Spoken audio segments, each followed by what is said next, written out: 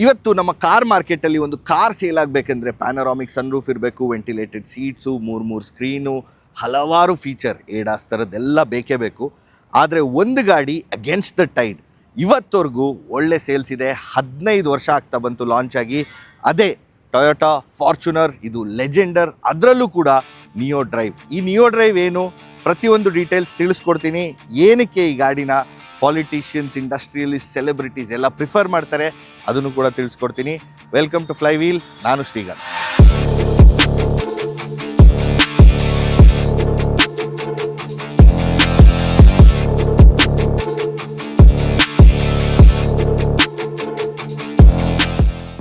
ಇದೇ ಗಾಡಿ ನೋಡಿ, ಪ್ರಧಾನಿ ಮೋದಿ ಹಾಗೂ ರಷ್ಯಾ ಪ್ರೆಸಿಡೆಂಟ್ ವ್ಲಾಡಿಮಿರ್ ಪುಟಿನ್ ಮೊನ್ನೆ ಡೆಲ್ಲಿಗೆ ಬಂದಾಗ ಉಪಯೋಗಿಸಿದ್ದು. ಈ ಗಾಡೀಲಿ ಲುಕ್ಸ್ ವೈಸ್ ಏನು ಬದಲಾವಣೆಗಳಿಲ್ಲ. ಲೆಜೆಂಡರ್ ಹೇಗಿತ್ತು ಹಾಗೆ ಇದೆ, apart from the 48 volt hybrid system. ಆದರೆ ಈ ರೋಡ್ ಪ್ರೆಸೆನ್ಸ್ ನೋಡಿ, ಇದಕ್ಕೋಸ್ಕರ ಜನ ತಗೊಳ್ಳೋದು. ಹೇಗಿದೆ ಗಾಡಿ, 18 ಇಂಚ್ ವೀಲ್ಸ್ ಬರುತ್ತೆ, 265/60 ಸೆಕ್ಷನ್ ರಬ್ಬರ್. ಅದಷ್ಟೇ ಅಲ್ಲದೆ 225 mm ground clearance, 4 wheel drive system. ಆದರೆ ಬೇಜಾರು ವಿಷಯ ಏನಂದರೆ ಇದನ್ನು ಯಾರೂ ಆಫ್ ರೋಡ್ ತೊಗೊಂಡೋಗಲ್ಲ. ನಾವೇನಾದರೂ ಆಫ್ ರೋಡ್ ತೊಗೊಂಡೋಗ್ಬೇಕಂದ್ರೆ ಕೆಳಗಡೆ ಕಾಮೆಂಟ್ಸಲ್ಲಿ ತಿಳಿಸಿ, ಡೆಫಿನೆಟ್ಲಿ ಇದನ್ನು ತೊಗೊಂಡೋಗಿ ಮಜಾ ಮಾಡ್ಬೋದು. ಸೆಕೆಂಡ್, ಈ ಗಾಡಿ ನಾನೀಗ ಡೆಲ್ಲಿಲಿ ಶೂಟ್ ಮಾಡ್ತಾ ಇದ್ದೀನಿ, ಬಟ್ ಮ್ಯಾನುಫ್ಯಾಕ್ಚರ್ ಆಗೋದು ಬಿಡದಿ ಕರ್ನಾಟಕದಲ್ಲಿ, ರಿಜಿಸ್ಟರ್ ಆಗೋದು KA42 ಮೀಡಿಯಾ ಯೂನಿಟು. ಆದರೆ ನಾವು ಓಡಿಸ್ಬೇಕಾಗಿರೋದು ಡೆಲ್ಲಿಗೆ ಬಂದು. ಇದೊಂದು ಬೇಜಾರು ವಿಷಯ. ನೀವು ಕಾಮೆಂಟ್ಸ್ ಹಾಕಿದಷ್ಟು ನಾವು ಟೊಯೋಟಾ ಹಿಂದೆ ಬಿದ್ದು ಗಾಡಿ ಇಸ್ಕೊಂಡು ಕೂರ್ಗೋ ಇಲ್ಲ ಚಿಕ್ಕಮಂಗ್ಳೂರೋ ಸಕಲೇಶ್ಪುರ್ಗೋ ತೊಗೊಂಡೋಗಿ ಆಫ್ ರೋಡ್ ಮಾಡೋಣ. ಈಗ coming back to its looks, ಏನು ಬದಲಾವಣೆ ಇಲ್ಲ. ಈ ವೈಟ್ ಪೇಂಟ್ಗೆ ಒಂಚೂರು ದುಡ್ಡು ಜಾಸ್ತಿ ಕೊಡಬೇಕು. ಇಲ್ಲಿ ನೋಡ್ತಾ ಇರೋದು ಒಂದು 2.8 litre 4 cylinder turbo diesel engine. ಇದು ತುಂಬಾ ಪ್ರೂವನ್, ಲಕ್ಷಾನುಗಟ್ಟಲೆ ಕಿಲೋಮೀಟರ್ ಓಡುತ್ತೆ. ಇದರಲ್ಲಿ ಒಂದು 204 PS ಪವರ್ ಹಾಗೂ 500 ನ್ಯೂಟನ್ ಮೀಟರ್ ಟಾರ್ಕ್ ಸಿಗುತ್ತೆ. ಈಗ ಈ ನಿಯೋ ಡ್ರೈವ್ ಅಂತ ಹೇಳಿದ್ನಲ್ಲ, ಅದೊಂದು 48 volt mild hybrid system. Integrated starter generator ಬರುತ್ತೆ, ಆಮೇಲೆ ಒಂದು ಸ್ವಲ್ಪ ಅಸಿಸ್ಟ್ ಕೂಡ ಕೊಡುತ್ತೆ. ಇದೆಲ್ಲ ಹೇಗೆ ಟ್ರಾನ್ಸ್ಲೇಟ್ ಆಗುತ್ತೆ ಡ್ರೈವಲ್ಲಿ ಹೇಳ್ತೀನಿ. ಫಿಗರ್ಸ್ ಮಾತಾಡೋದಾದರೆ ಇದು ನಮಗೆ 8.5 ಕಿಲೋವ್ಯಾಟ್ ಅಷ್ಟು ಎನರ್ಜಿ ಕೊಡುತ್ತೆ. ಅಷ್ಟೇ ಅಲ್ಲದೆ 85 ನ್ಯೂಟನ್ ಮೀಟರ್ ಎಕ್ಸ್ಟ್ರಾ ಟಾರ್ಕ್ ಕೂಡ ಪ್ರೊವೈಡ್ ಮಾಡುತ್ತೆ. This is very useful for a car of this size. ಅದೆಲ್ಲ ಟ್ರಾನ್ಸ್ಲೇಟ್ ಹೇಗಾಗುತ್ತೆ ಇನ್ ದ ಡ್ರೈವ್ ಎಕ್ಸ್ಪೀರಿಯನ್ಸ್. ಹಿಂದೆ ಸೀಟಿಗೆ ನೋಡಿ, ಹತ್ತಕ್ಕೆ ಏನು ಹಿಡ್ಕೊಳಕ್ಕಿಲ್ಲ, ಹೆಡ್ ರೆಸ್ಟ್ ಇಟ್ಬಿಟ್ಟು ಹತ್ತಬೇಕು, ಬಿಕಾಸ್ ಹೈಟ್ ಜಾಸ್ತಿ ಇದೆ.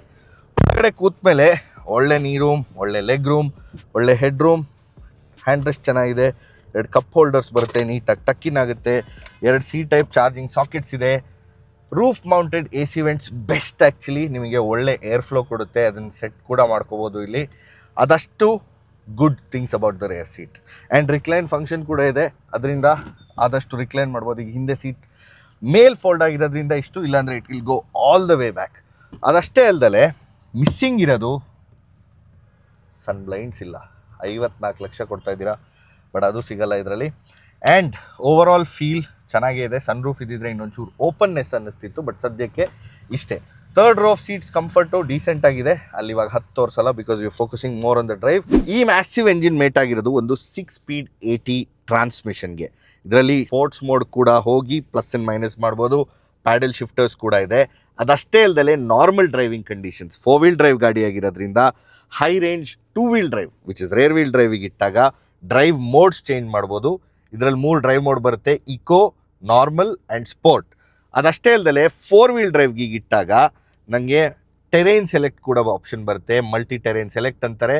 It starts with deep snow, mud, sand, dirt R auto. ಇದು ಬರೀ 4 ವೀಲ್ ಡ್ರೈವ್ ಆನ್ ಇದ್ದಾಗ ಮಾತ್ರ ವರ್ಕ್ ಆಗೋದು. ಬೇರೆ ಟೈಮಲ್ಲಿ drive modes will work perfectly. ಫ್ರಂಟಲ್ಲಿ ಇಂಟೀರಿಯರ್ಸು ಏನು ಬದಲಾವಣೆಗಳಿಲ್ಲ. ಒಳ್ಳೆಯ ವಿಷಯ ಏನು ಅಂದರೆ ಸಾಫ್ಟ್ ಟಚ್ ಲೆದರ್ ಮೆಟೀರಿಯಲ್ಸ್ ಎಲ್ಲ ತುಂಬಾ ಚೆನ್ನಾಗಿದೆ. ಬರ್ಗಂಡಿ ಆ್ಯಂಡ್ ಬ್ಲ್ಯಾಕ್ ಕಾಂಬಿನೇಷನಲ್ಲಿ ಬರುತ್ತೆ. ಎಕ್ಸ್ಪೋಸ್ ಸ್ಟಿಚಿಂಗ್ ಕೂಡ ಇದೆ. Feels really good in the front. ಆದರೆ ಈ ಸ್ಕ್ರೀನು ತುಂಬಾ ಹಳೇದಾಯಿತು. ಇಂಟರ್ಫೇಸ್ ವೆರಿ ಬೇಸಿಕ್ ಆಗಿದೆ ನೋಡಿ. ಹೋಮ್, ಮೆನ್ಯೂ ಎಲ್ಲ ಬಟನ್ಸ್ ಅಷ್ಟಕ್ಕಷ್ಟೇ. ಆ್ಯಂಡ್ ಇದರಲ್ಲಿ ಬ್ಲೂಟೂತ್ ಕನೆಕ್ಟ್ ಮಾಡ್ಕೊಂಡಿದ್ದೀನಿ phone. Android auto, apple CarPlay, wireless ಇದೆ ಅಂತ ಇದೆ, ಆದರೆ ಇದರಲ್ಲಿ ಸಿಗ್ತಾ ಇಲ್ಲ. 360 ಡಿಗ್ರಿ ಕ್ಯಾಮ್ರಾ ಕೂಡ ಇದೆ ಅಂತ ಇದೆ, ಇದರಲ್ಲಿ ಬರೀ ರೇರ್ ಕ್ಯಾಮ್ರಾ ತೋರಿಸ್ತಾ ಇದೆ. ಆ್ಯಂಡ್ ಗುಡ್ AC ಕಂಟ್ರೋಲ್ಸ್, ಎಲ್ಲ ಫಿಸಿಕಲ್ ಬಟನ್ಸ್ ಇದೆ, easy to use. Terrain modes ಎಲ್ಲ ಆಲ್ರೆಡಿ ಎಕ್ಸ್ಪ್ಲೇನ್ ಮಾಡಿದ್ದೀನಿ. ಬೆಸ್ಟ್ ಪಾರ್ಟ್ ಏನಂದರೆ ಫೈನಲಿ ಒಂದು ವೈರ್ಲೆಸ್ ಚಾರ್ಜರ್ ಕೊಟ್ಟಿದ್ದಾರೆ, as standard in Neo drive. 2 cup holders ಬರುತ್ತೆ and a good chunky armrest. So ಕೂತ್ರೆ ನಿಮಗೆ ಹೊರಗಡೆ ವ್ಯೂ ಸೂಪರಾಗಿ ಸಿಗುತ್ತೆ. ಬಾನೆಟ್ ಇನ್ನೂ ಕಾಣುತ್ತೆ. ಆಫ್ಕೋರ್ಸ್ ಎಲೆಕ್ಟ್ರಿಕಲಿ ಅಡ್ಜಸ್ಟಬಲ್ ಸೀಟ್ಸ್ ಬರುತ್ತೆ ಆ್ಯಂಡ್ ಹೈಟ್ ಅಡ್ಜಸ್ಟ್ ಕೂಡ ಮಾಡ್ಕೋಬೋದು ಬೇಕಾದರೆ ಮೇಲೆ ಕೆಳಗೆ. It works really fast. Memory function ಇಲ್ಲ ಈ ಸೀಟ್ಸಿಗೆ and overall fit and finish and feel on the interiors especially in the front is very nice. So ಹಿಂದೆ ಸೀಟಿನ ನೆಗೆಟಿವ್ಸ್ ನೋಡಿದ್ರೆ I think driver seat is where you should be sitting. Celebrities, politicians, industrialists ಎಲ್ಲ ಹಿಂದೆ ಏನಕ್ಕೆ ಕೂರ್ತಾರೆ ನನಗೆ ಇನ್ನೂ ಗೊತ್ತಿಲ್ಲ. ಸುಮಾರು ಜನ ನಾನು ನೋಡಿದ್ದೀನಿ, they still prefer to seat in the front seat which makes a lot of sense. Let's go for the drive. ಈ ಗಾಡಿ ಓಡಿಸೋ ಮಜಾನೇ ಬೇರೆ. ಕೆಲವು ರೀಲ್ಸ್ ಕೂಡ ಬಂದಿತ್ತು, ಆನೆ ಮೇಲೆ ಹತ್ತು ಕೂತು ಸವಾರಿ ಮಾಡ್ದಂಗಿರುತ್ತೆ. ಅದಂತೂ ನಿಜ. ತುಂಬ ಹೈಟಲ್ಲಿ ಕೂತಿರ್ತೀವಿ, ಬಾನೆಟ್ ಕಾಣುತ್ತೆ, ಒಳ್ಳೆ ರೋಡ್ ಪ್ರೆಸೆನ್ಸ್ ಇದೆ. ಅಷ್ಟೇ ಅಲ್ಲದೆ ಒಳಗಡೆಯಿಂದ ಒಳ್ಳೆ ರೋಡ್ ವ್ಯೂನೂ ಸಿಗುತ್ತೆ ನಿಮಗೆ ಆಲ್ ಅರೌಂಡ್. ಅದೊಂದು ಬೆಸ್ಟ್ ಪಾರ್ಟ್ ಅಂತ ಹೇಳ್ಬೋದು ಈ ಗಾಡಿದು. ಮೇಯ್ನಾಗಿ ಲ್ಯಾಡರ್ ಫ್ರೇಮ್ ಚಾಸಿ ಆಗಿರೋದ್ರಿಂದ ಇದರ ಸಸ್ಪೆನ್ಷನ್ ಬಗ್ಗೆ ಮಾತಾಡೋಣ. ಯಾಕಂದರೆ ಲ್ಯಾಡರ್ ಫ್ರೇಮಲ್ಲಿ ಕಂಫರ್ಟ್ ತುಂಬ ಜಾಸ್ತಿ ಇರಲ್ಲ, ಬಿಕಾಸ್ ಸಸ್ಪೆನ್ಷನ್ ಸ್ವಲ್ಪ ಹಾರ್ಡ್ ಸೈಡಲ್ಲಿರುತ್ತೆ. Ladder frames are meant to carry heavier loads and be more rigid, so that torsional rigidity ಸಿಗೋದ್ರಿಂದ ನಿಮಗೆ ಆಫ್ ರೋಡ್ ಎಲ್ಲ ಹೋದಾಗ ಆ್ಯಂಗಲ್ಸ್ ಎಲ್ಲ ಟ್ಯಾಕಲ್ ಮಾಡೋಕ್ಕೆ ತುಂಬಾ ಯೂಸ್ ಆಗುತ್ತೆ. ನಾರ್ಮಲ್ ಡೆಲ್ಲಿ ರೋಡ್ಸಲ್ಲಿ ಹೋಗ್ತಾ ಇದ್ದೀವಿ, ರೋಡ್ಸು ಕೂಡ ಇಲ್ಲಿ ತುಂಬಾ ಚೆನ್ನಾಗಿರುತ್ತೆ, ಸೊ ತುಂಬ ಫೀಲ್ ಆಗ್ತಿಲ್ಲ. But even that minute undulations ಒಳಗಡೆ ಸ್ವಲ್ಪ ಫೀಲ್ ಆಗುತ್ತೆ. ಆದರೆ once you start pushing it a little bit ಅಥವಾ ಬಂಪಿ ರೋಡ್ಸಿಗೆ ಹೋದ ತಕ್ಷಣ you start feeling it more. Stiffer ಸೈಡಲ್ಲಿದೆ ಬಟ್ ಕಂಫರ್ಟ್ ಜಾಸ್ತಿ ಇದೆ, ತುಂಬ ಬೌನ್ಸಿ ಅನ್ನೋ ಫೀಲ್ ಸಿಗಲ್ಲ ನಮಗೆ. ಅದೇ ಹೈಯರ್ ಸ್ಪೀಡ್ಸಿಗೆ ಹೋಗ್ತಿದ್ದಂಗೆ ಏನಾಗುತ್ತೆ ಅಂದರೆ ಗಾಡಿ ತುಂಬಾ ಈವನ್ ಔಟ್ ಆಗುತ್ತೆ ಇನ್ ಟರ್ಮ್ಸ್ ಆಫ್ ಸಸ್ಪೆನ್ಷನ್. ಜಾಸ್ತಿ ಎತ್ತಾಕಲ್ಲ, ತುಂಬ ಸ್ಟೇಬಲ್ ಆಗಿರುತ್ತೆ. Because one, it is weight, ತುಂಬಾ ಹೆವಿಯರ್ ಸೈಡಲ್ಲಿದೆ. ಸೆಕೆಂಡು, ಸ್ಪೀಡ್ಸ್ ಜಾಸ್ತಿ ಆಗ್ತಿದ್ದಂಗೆ ಸಸ್ಪೆನ್ಷನ್ನು ಕೂಡ ತುಂಬಾ ವರ್ಕ್ ಆಗೋಕ್ಕೆ ಶುರುವಾಗುತ್ತೆ. ತುಂಬ ಸ್ಮೂತ್ ಎಫರ್ಟ್ಲೆಸ್ ರೈಡ್ ಸಿಗುತ್ತೆ. ಅದಕ್ಕೆ ನೀವು ಹೈವೇಸಲ್ಲೆಲ್ಲ ನೋಡಿರ್ಬೋದು, ಈ ಫಾರ್ಚುನರು, ಇನೋವಾಗಳೆಲ್ಲ ಇವೊಂದು ದೇ ಆರ್ ಸೋ ಮ್ಯಾಸಿವ್, ಒಳ್ಳೆ ಕ್ರೂಸ್ ಮಾಡ್ತಾ ಇರ್ತಾರೆ, ತುಂಬಾ ಕ್ವಿಕ್ಕಾಗಿ ಹೋಗ್ತಾ ಇರ್ತಾರೆ and it's very stable also. Body roll definitely ಇದ್ದೇ ಇದೆ ಲ್ಯಾಡರ್ ಫ್ರೇಮ್ ಆಗಿರೋದ್ರಿಂದ. ಬಟ್ ಸ್ವಲ್ಪ ಸ್ಲೋವರ್ ಸ್ಪೀಡ್ಸಲ್ಲೆಲ್ಲ ನೀವು ಲೇನ್ ಚೇಂಜ್ ಮಾಡಿದಾಗ ಜಾಸ್ತಿ ಏನೂ ಫೀಲ್ ಆಗಲ್ಲ. ಈಗ ಓಪನ್ ರೋಡ್ಸಲ್ಲಿ ಬಂದಿದ್ದೀನಿ, ಟ್ರಾಫಿಕ್ ತುಂಬಾ ಇದೆ. ಬೆಸ್ಟ್ ಪಾರ್ಟ್ ಏನಂದರೆ ನಾನು ಹೇಳ್ದಂಗೆ visibility, you can see all around.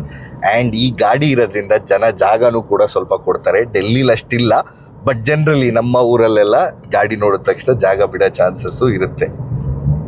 ಇದೊಂದು ಸ್ವಲ್ಪ ಫಾಸ್ಟಾಗಿ ಹೋಗಿ ಬಾಡಿ ರೋಲ್ ಹೇಗಿದೆ ತೋರಿಸ್ತೀನಿ.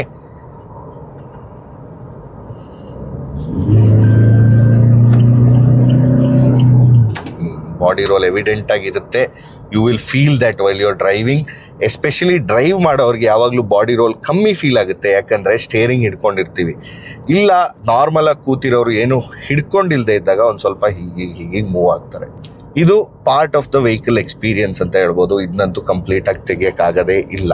ಇದು ಬಿಟ್ಟು ಬೇರೆ ವಿಷಯಗಳು ಮಾತಾಡೋಣ. ಸ್ಟೇರಿಂಗ್ ಯಾವಾಗಲೂ ಸ್ವಲ್ಪ ಹೆವಿಯರ್ ಸೈಡಲ್ಲೇ ಫೀಲ್ ಆಗುತ್ತೆ ಸ್ಲೋ ಸ್ಪೀಡ್ಸಲ್ಲೂ. ಅಫ್ಕೋರ್ಸ್ ಫಾಸ್ಟ್ ಸ್ಪೀಡ್ಗೆ ಹೋಗ್ತಿದ್ದಂಗೆ ಇನ್ನೂ ವೇ ಅಪ್ ಆಗುತ್ತೆ, ಒಳ್ಳೆ ಕಾನ್ಫಿಡೆನ್ಸ್ ಕೊಡುತ್ತೆ. ಆದರೆ ಸ್ವಲ್ಪ ಸಿಟಿ ಡ್ರೈವಿಂಗ್ ಕಂಡೀಷನ್ಸು, ಪಾರ್ಕಿಂಗಲ್ಲೆಲ್ಲ ಇನ್ನೂ ಸ್ವಲ್ಪ ಲೈಟ್ ಇದ್ದಿದ್ರೆ ಚೆನ್ನಾಗಿರೋದು ಅಂತ ನನ್ನ ಅಭಿಪ್ರಾಯ. ನಾನಾಗಿ ಹೇಳ್ದಂಗೆ ಈ ಗಾಡಿನ ಯಾರು ಅಷ್ಟೊಂದು ಆಫ್ ರೋಡ್ ತೊಗೊಂಡೋಗಲ್ಲ, ಮ್ಯಾಕ್ಸಿಮಮ್ ಯೂಸ್ ಆಗೋದು ಸಿಟಿ ಅಥವಾ ಹೈವೇಸ್. ಸೊ ಲೈಟ್ ಇದ್ದಿದ್ರೆ ಇನ್ನೂ ಸ್ಟೇರಿಂಗು ಪಾರ್ಕ್ ಮಾಡೋಕ್ಕೆಲ್ಲ ತುಂಬಾ ಎಫರ್ಟ್ಲೆಸ್ ಆ್ಯಂಡ್ ಈಸಿ ಆಗಿರ್ತಿತ್ತು. ಇದರ 80 ಟ್ರಾನ್ಸ್ಮಿಷನ್ ಬಗ್ಗೆ ಮಾತಾಡೋದಾದರೆ ಸ್ಮೂತ್ಸ್ ಅಂತೂ ಎಫರ್ಟ್ಲೆಸ್ ಆಗಿದೆ. ಆದರೆ ನಾವು ಮೇನ್ ಇವತ್ತು ವಿಷಯ ಇರೋದು 48 ವೋಲ್ಟ್ ಹೈಬ್ರಿಡ್ ಸಿಸ್ಟಮ್ ಬಗ್ಗೆ. ಸೊ ಅದೇನಂತ ಹೇಳ್ತೀನಿ ನೋಡಿ. ಈ ಸಿಸ್ಟಮ್ ಏನು ಮಾಡುತ್ತೆ ಅಂದರೆ ಇನಿಷಿಯಲ್ ಪವರ್ ಡೆಲಿವರಿ, ಆ ಟಾರ್ಕ್ ಏನಿದೆ, ಟರ್ಬೋ ಓಪನ್ ಆದಮೇಲೆ ಬಿಡಿ ಡೀಸೆಲ್ ಆಗಿರೋದ್ರಿಂದ ನಿಮಗೆ ಒಳ್ಳೆ ಪಿಕಪ್ ಸಿಗುತ್ತೆ. ಬಟ್ ಆ ಇನಿಷಿಯಲ್ ಪವರ್ ಡೆಲಿವರಿ ಇನ್ಸ್ಟಂಟೇನಿಯಸ್ ಆಗಿ ಕೊಡುತ್ತೆ ಥ್ರೂ ದಿಸ್ ಸಿಸ್ಟಮ್ ಅಂತ ಹೇಳ್ತಾರೆ. Is it true? Let me check. ಈಗ ನಾವು ಮೋಡ್ ಏನಿದೆ ನೋಡ್ತೀನಿ ಒಂದ್ಸಲಿ. It's on normal mode. ಒಂದು ಸ್ವಲ್ಪ ಪುಷ್ ಮಾಡ್ತೀನಿ ನೋಡಿ ಗಾಡಿ. ಡೌನ್ ಶಿಫ್ಟ್ ಆಯಿತು and continuous power delivery. In between gear shifts ಕೂಡ ಆ ಲ್ಯಾಗ್ ನಮಗೆ ಫೀಲ್ ಆಗಲ್ಲ. ಸೊ ಅದೇ ಕೆಲಸ ಮಾಡೋದು ಈ 48 ವೋಲ್ಟ್ ಹೈಬ್ರಿಡ್ ಸಿಸ್ಟಮ್. ಇದು ಹೇಗೆ ಚಾರ್ಜ್ ಆಗುತ್ತೆ ಅಂದರೆ ಲಿಥಿಯಂ ಅಯಾನ್ ಬ್ಯಾಟ್ರಿ ಕೂಡ ಇರುತ್ತೆ. ಥ್ರಾಟಲ್ ಬಿಟ್ಟ ತಕ್ಷಣ ರೀಜನರೇಟಿವ್ ಬ್ರೇಕಿಂಗ್ ನಾವು ಏನು ಎಲೆಕ್ಟ್ರಿಕ್ ವೆಹಿಕಲ್ಸಲ್ಲಿ ನೋಡ್ತೀವಿ, ಅದೇ ಥರ ಸ್ವಲ್ಪ ಪವರ್ ಅಲ್ಲಿಂದ ತಗೊಂಡು ರೀಜನರೇಟಿವ್ ಬ್ರೇಕಿಂಗ್ ಮೂಲಕ ಇದು ಚಾರ್ಜ್ ಆಗ್ತಾ ಇರುತ್ತೆ. So this is not a full hybrid system, self charging hybrid system, but mild. ಇದರಲ್ಲಿ ಸಪರೇಟ್ EV ಮೋಡ್, ಈಗ ನೀವು ಇನೋವಾ ಹೈ ಕ್ರಾಸಲ್ಲಿ ಏನು ನೋಡ್ತೀರಾ ಡೈರೆಕ್ಟ್ EV ಮೋಡ್ಗೆ ಹಾಕ್ಬೋದು. ಆಮೇಲೆ ಅದು ಕಂಪ್ಲೀಟ್ ಸ್ಟಾಪ್ ಆಗಿ ಗಾಡಿ ಮುಂದೆ ಹೋಗಬೇಕಾದ್ರೆ ಪೂರ್ತಿ ಎಲೆಕ್ಟ್ರಿಕ್ ಮೋಟರ್ ಮೂಲಕನೇ ಓಡುತ್ತೆ. ಅವಾಗ ಏನಾಗುತ್ತೆ, ನಮಗೆ ಗಾಡಿ ತುಂಬಾ ಸೈಲೆಂಟ್ ಇರುತ್ತೆ. ಇದು ಹಾಗಲ್ಲ, this always runs on the diesel motor, but electric motor helps it slightly to give that to fill that gap between power delivery. So ಅದೊಂದು ಇದರಲ್ಲಿ ತುಂಬ ಎವಿಡೆಂಟ್ ಆಗಿದೆ. ಈಗ ಡ್ರೈವ್ ಮೋಡ್ ಚೇಂಜ್ ಮಾಡೋಣ. Generally this is a very fun car to drive, ನಿಮಗೆ ಒಳ್ಳೆ torquey feel ಸಿಗ್ತಿತ್ತು. But ಈಗ ಸ್ಪೋರ್ಟ್ಸ್ ಮೋಡ್ಗೆ ಹಾಕಿದ ತಕ್ಷಣ ಗಾಡಿ ಇನ್ನೂ ಪವರ್ಫುಲ್ ಅನಿಸುತ್ತೆ, ಇನ್ಸ್ಟೆಂಟ್ ಡೆಲಿವರಿ ಸಿಗುತ್ತೆ and it's fun to drive. ಅದೇ ಇಕೋ ಮೋಡಿಗೆ ಹಾಕಿದ್ರೆ ತುಂಬಾ ಸೆಡೇಟ್ ಆಗುತ್ತೆ, ಲೋವರ್ RPMs ಗೇರ್ ಶಿಫ್ಟ್ ಆಗುತ್ತೆ, smooth very comfortable driving experience. Engine does not rev at higher speeds. ನೋಡಿ ಬೇಗ ಗೇರ್ ಅಪ್ ಶಿಫ್ಟ್ ಆಗ್ತಾ ಇದೆ. ಪೀಸ್ಫುಲ್ಲಾಗಿ ಓಡಿಸ್ಬೇಕಂದ್ರೆ ಈಕೋ, ಫುಲ್ ಮಜಾ ಬೇಕಂದ್ರೆ ಸ್ಪೋರ್ಟ್ಸ್. ಇದರ ಆಫ್ ರೋಡ್ ಕೇಪಬಿಲಿಟೀಸ್ ಅಂತೂ ಸಖತ್ತಾಗಿದೆ. ತುಂಬ ಜನ ಎಕ್ಸ್ಪ್ಲೋರ್ ಮಾಡಿಲ್ಲ. ನಾವು ವಿಡಿಯೋಲಿ ಮುಂಚೆ ಹೇಳ್ದಂಗೆ if you want us to take this on off road, drop a comment. ಈಗ ಸ್ಪೋರ್ಟ್ಸ್ ಮೋಡ್ಗೆ ಹಾಕ್ತೀನಿ.